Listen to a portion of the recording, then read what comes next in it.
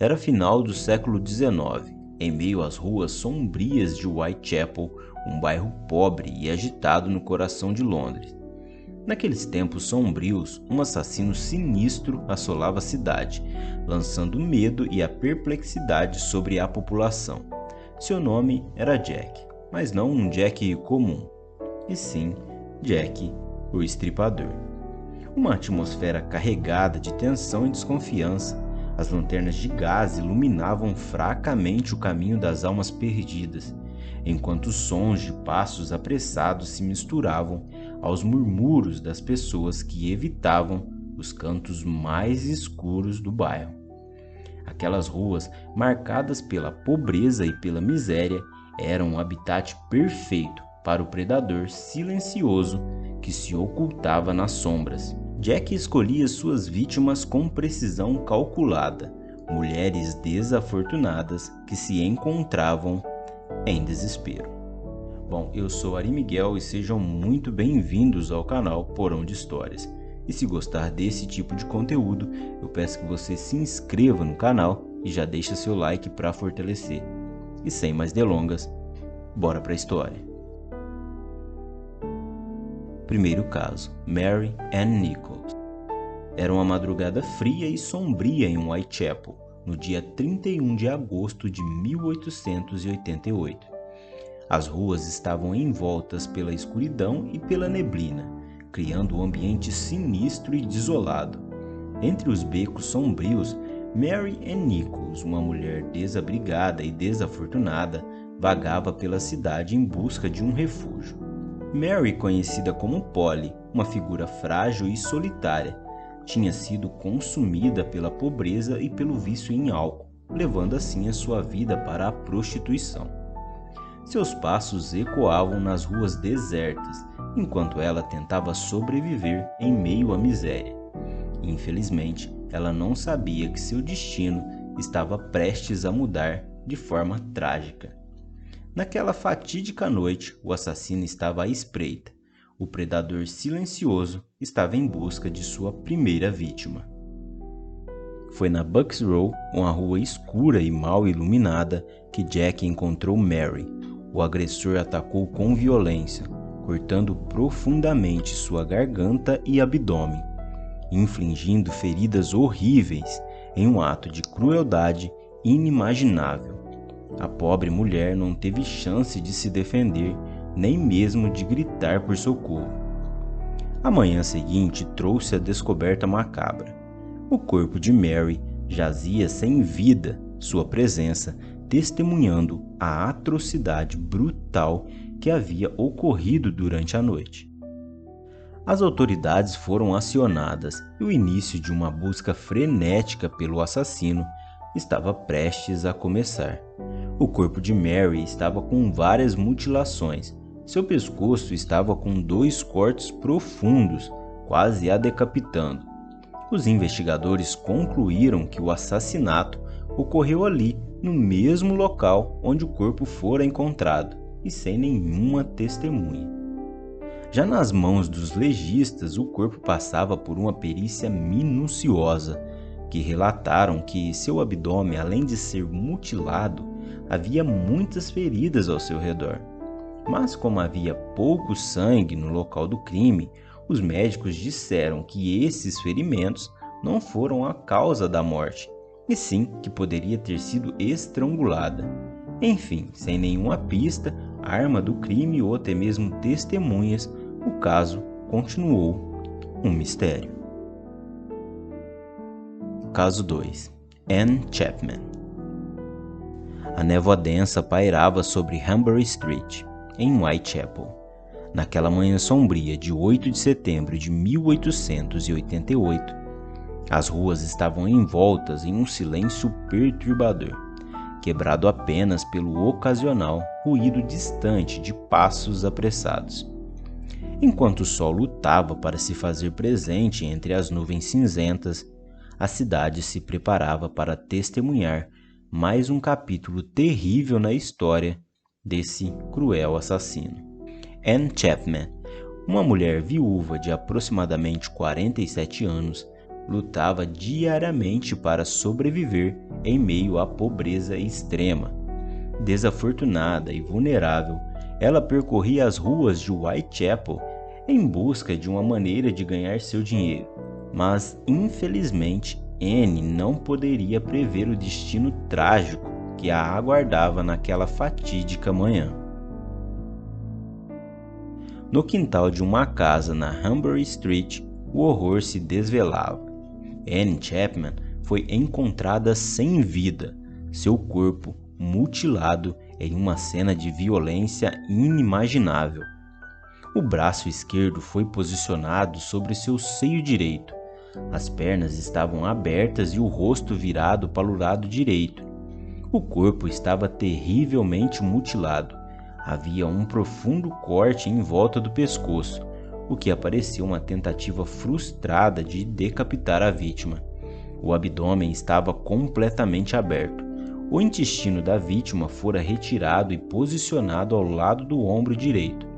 O útero e a porção superior da vagina e os ovários também foram retirados, mas não foram encontrados, evidenciando uma frieza calculada e um conhecimento anatômico perturbador. A partir de Anne, a polícia já sabia qual era o perfil preferido do assassino. A descoberta do corpo de Anne Chapman ecoou pela cidade, levando medo e desespero aos corações dos moradores de Whitechapel. A identidade sombria do assassino começava a se solidificar na mente coletiva. Os detetives examinaram cada canto do quintal, recolhendo meticulosamente qualquer evidência que pudesse ajudar a desvendar a identidade do assassino. Anne Chapman, como sua antecessora, era uma mulher desfavorecida, presa fácil para alguém que explorava a vulnerabilidade dos mais necessitados. Os investigadores estavam determinados a encontrar respostas e pôr um fim a essa onda de terror que assolava a cidade.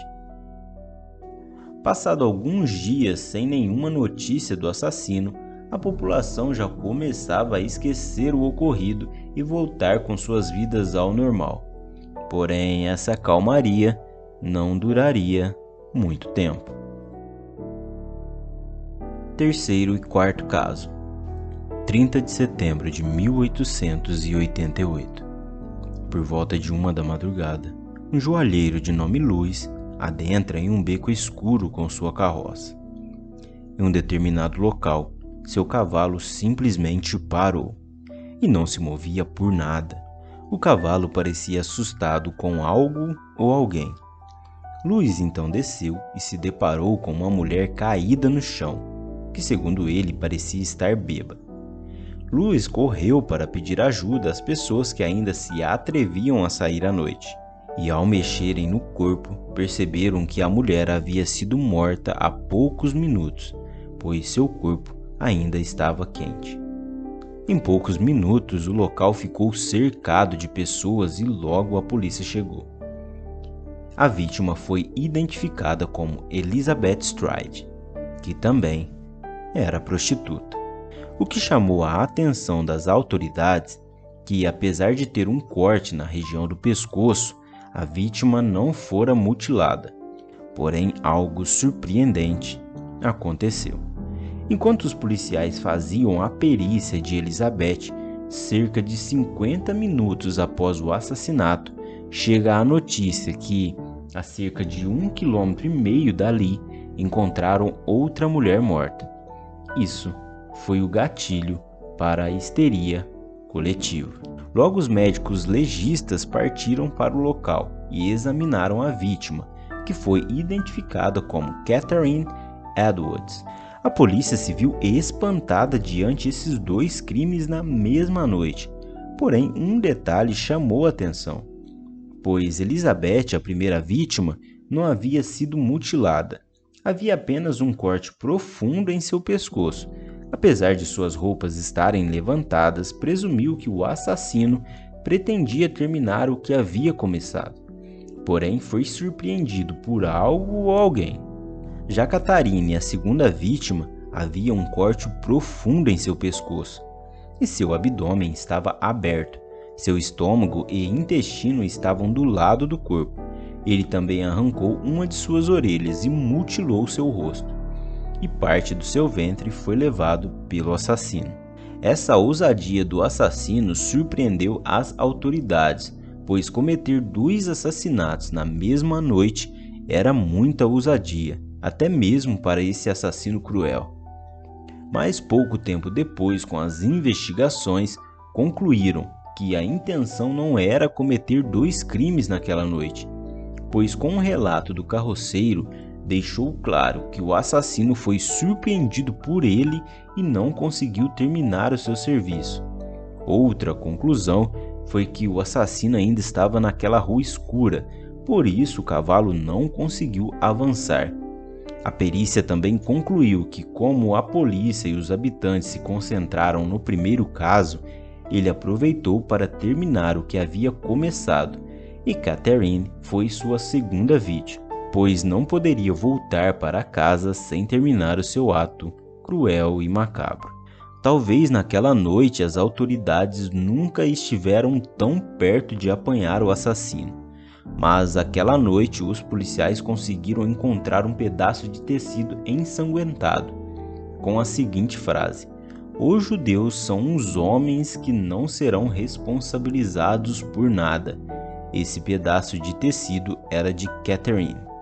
Mas, por incrível que pareça, essa grande e valiosa evidência fora destruída a mandados de Sir Charles Warren, comissário da Polícia Metropolitana, e sua justificativa foi a seguinte: que se essa mensagem fosse vista pela população, teria uma caça às bruxas contra os judeus, que naquela região era em sua grande parte composta por eles. Depois dessa decisão, ele foi duramente criticado, pois não se destrói a única pista de um assassino tão perigoso sem ao menos passar pela perícia. E agora, a polícia volta à sua estaca zero novamente. Durante os dias seguintes, várias cartas anônimas foram recebidas na central de polícia, fingindo ser o misterioso assassino. Porém, algumas delas foram levadas muito a sério. Uma delas foi a carta de título Dear Boss, querido chefe. Essa carta foi enviada em 27 de setembro de 1888 para a Central de Polícia de Londres. Nela, o autor se autodenomina como Jack o Estripador e afirma ser responsável pelos assassinatos anteriores. A carta incluía detalhes sobre os crimes e uma ameaça de continuar matando. A carta dizia o seguinte: eu continuo ouvindo que a polícia me pegou, mas eles não vão me eliminar ainda. Eu dei gargalhadas quando eles pareciam tão pertos e falando sobre estarem no caminho certo. A piada com um tecido ensanguentado me divertiu bastante. Sou bastante severo com as prostitutas e não vou parar de estripá-las até ser preso. Meu último trabalho foi uma grande obra, não acha? Não dei nem chance da dama gritar. Como eles podem me pegar agora? Eu adoro meu trabalho. Eu quero começar de novo. Você em breve vai ouvir falar de mim e meus joguinhos divertidos. Eu guardei um adequado líquido vermelho do meu último trabalho e uma garrafa para usar na minha caneta para escrever, mas ele se tornou tão grudento como cola e não pude usá-lo. Mas tinta vermelha serve o suficiente, não acha? Bom, eu acho. Em meu próximo trabalho eu arrancarei as orelhas da vítima e enviarei para a polícia só por diversão. Guarda essa carta até eu realizar um pouco mais, então pode descartá-la se preferir.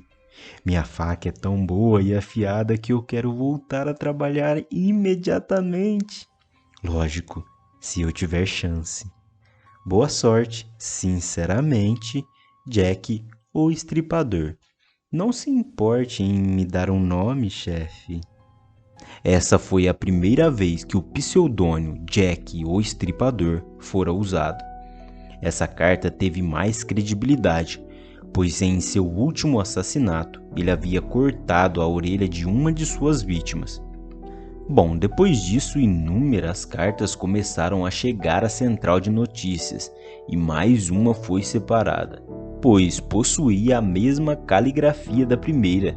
A carta ficou conhecida como Saucy Jack ou Insolente Jack, e a carta dizia o seguinte: "Ah, eu não estava brincando, velho chefe, quando lhe dei a dica.